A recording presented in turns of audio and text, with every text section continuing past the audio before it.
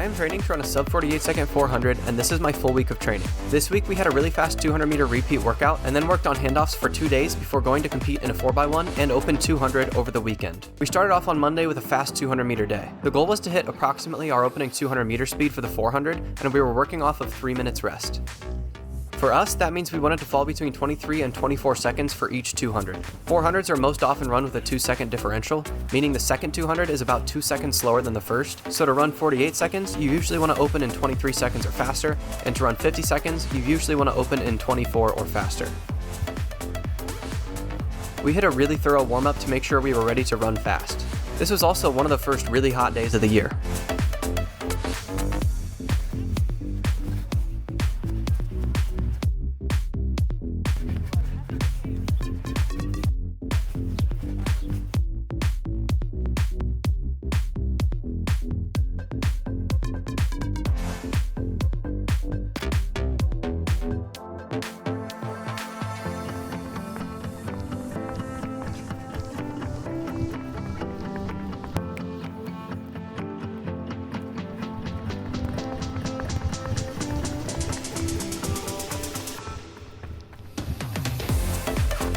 What I'm doing is driving as hard as I can for 5 seconds and then settling into what feels like race pace and rolling around. Ready, set, go. Pushing really hard for about 5 seconds is usually recommended in 400 meter races because you can use your creatine phosphate system for energy during that time frame.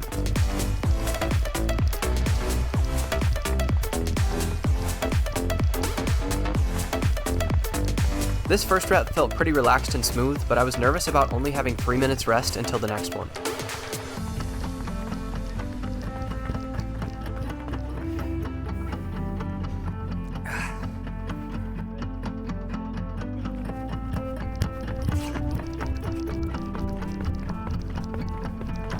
The second rep felt a tiny bit more difficult, but I focused on driving my arms and staying as relaxed as possible, and I was very happy to get 2 back-to-back reps in the 23-second zone.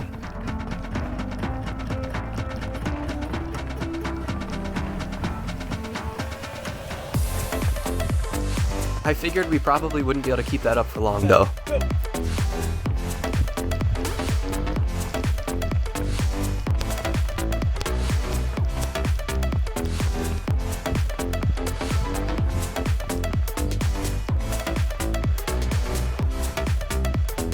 When we hit 24 high on our last rep, I knew it was time to call it quits. Something tells me that one might have been a little slow. After a little cooldown lap, we were done for the day. We came back the next day to work on our handoffs. I've only run one 4x4 in my life, which was the week before this, so you can imagine I was struggling quite a bit with my handoffs.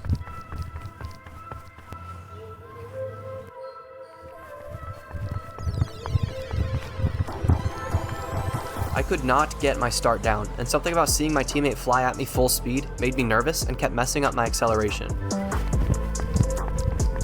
A little early there. That was on me. Well, I didn't start late. This was probably our best handoff yet. Not too shabby. Way to go. Unfortunately, on the reps when I did time my starts correctly, the baton usually ended up missing my hand and going into my wrist instead. Ideally, we would have started practicing these handoffs way earlier in the year, but due to weather and just not thinking about it, that didn't happen.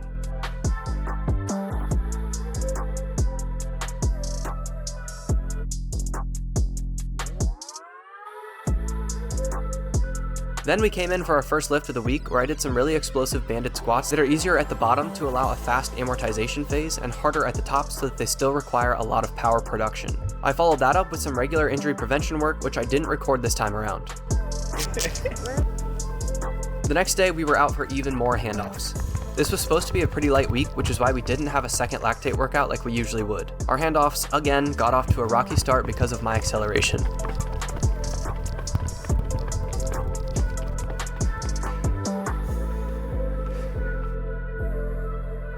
How was that? I just started slow. The second one was even worse. I either started way too late or had a terrible acceleration phase, or more likely, both. Bad start again. It's fine, it's better to start late than early. That's true.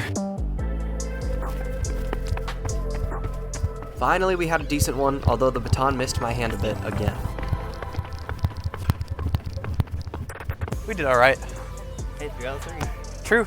We didn't truck it across the track this time. After that was done, we worked on the other set of handoffs, which would be legs 1 to 2 and leg 3 to 4, and did them as competitive handoffs to increase the pressure on us. We accidentally started in the wrong lanes for this one and had to switch lanes mid-rep.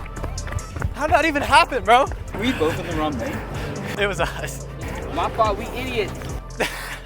For the record, I looked at where he was and went one further out, so I was like, that'd be right? It was not. Oh, it's because there was a hurdle in my lane. The next few reps went really well. I felt pretty confident in giving the handoff. Receiving it is the tricky part for me. Stick. Ready, set, go.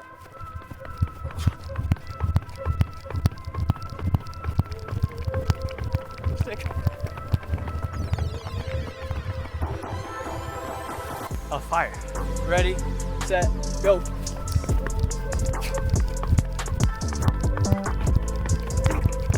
Stick. You didn't run? I guess not. Then I was back in the gym for the second time this week. I did some work for my hip adductors and abductors, as well as some isometrics for my calves because I've been struggling with some pain and tightness there, and then I did some explosive step-ups.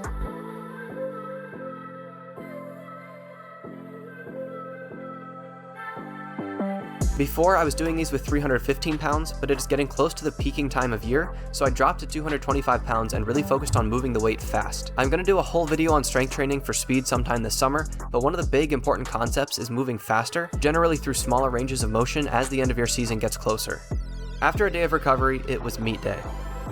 Just like the week of training, we kept this meet light with only the 4x1 and the open 200.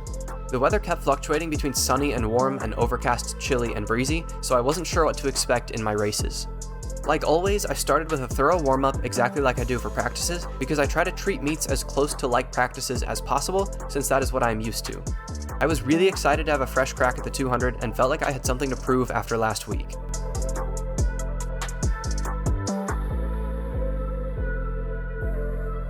As the 4x1 started, I was terrified. I hate how a single split-second mistake could ruin the race for the whole relay, and it makes my nerves really bad. I apologize for the camera work on this one, it gets a bit hard to tell what's going on. It looks like our lead leg got out pretty well and put us in a decent position.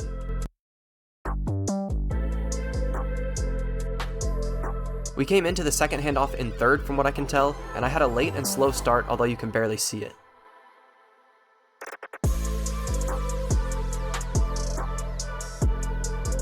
My leg was alright and I felt decently quick, but I know I have run much faster than this at practices. My handoff with our anchor was good and he finished very fast for a new relay PR of 42.44. That is an improvement from the last time we ran by 0.33 seconds, but it was pretty disappointing for us because we thought we could do better. But if you thought that was disappointing, just wait till you see this 200. My start felt terrible and I lost a significant amount of time there, and then as we swung around into the last 100, you can see I was just running super tight and rigid. I think I tried to compensate for my slow start by trying to force myself to run faster, and forcing speed tends not to work. I had one of my worst finishes of the year and ran a 23.18. That is slower than I ran my first sub-maximal 200 meter rep in earlier this week. I am not satisfied with my performance at all, and I plan to come back with a vengeance for our outdoor conference meet next week. Thank you all for watching, and I'll see you in the next one.